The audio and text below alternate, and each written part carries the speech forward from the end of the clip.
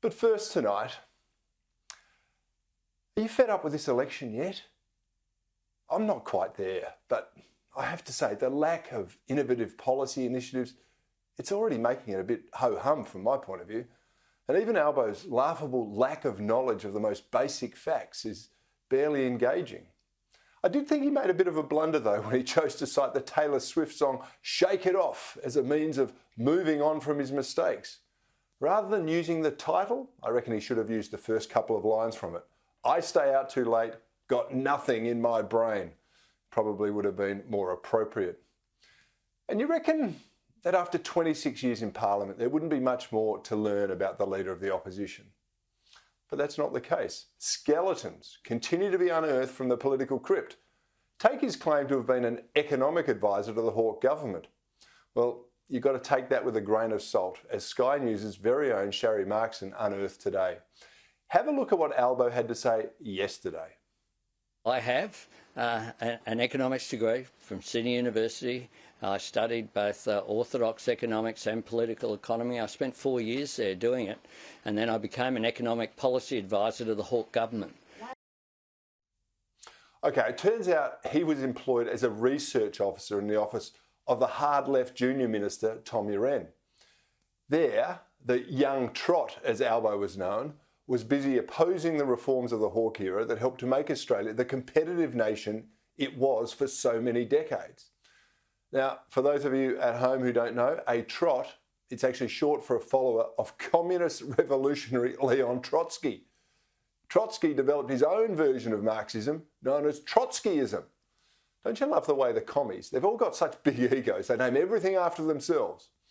So be warned, if Labor are successful in this election, maybe, just maybe, we'll see the birth of economic albinism.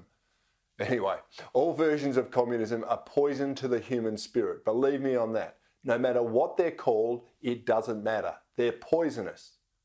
And I can assure you, it's not the sort of ideology we need from our alternative Prime Minister. But we can't gild the lily. No matter how bland it may be to some, the state of the Australian economy is critical to our future prosperity. And that's why I say we need political leaders who understand how the economy works and why we're actually better off when government interferes less.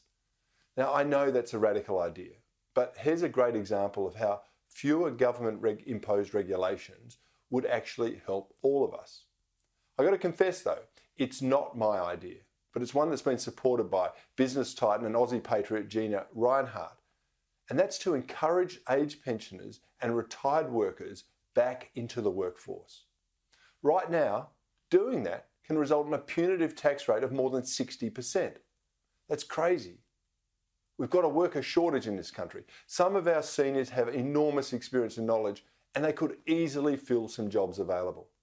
Industry, of course, would benefit from that knowledge base. The economy would benefit from the extra production, and government would benefit from whatever tax they pay. Let these people keep their pension too. Just make them pay marginal tax rates on what they earn above it. And you know, in places like New Zealand, where they have made similar changes, around 25% of pensioners work. Here, it's just 3%. And one estimate is that if married pensioners earned $80,000 a year, and I know that's a lot of money, but that's the figure they've used, the tax paid would cover the cost of their pension. Again, we've got a worker problem in this country. Too many people don't want to work, and we've made it too easy for the bludgers to sit back and live off the toil of others. But we're also discouraging those retirees who are willing and able to work in order to supplement their pension payments from doing their thing. That's not good enough. And it's a type of policy reform this country desperately needs. It'd be a forward-looking policy that would be welcomed by the broader Australian community. And I've got to say, it would give some real reform credentials to what is shaping up to be a fairly lacklustre campaign agenda.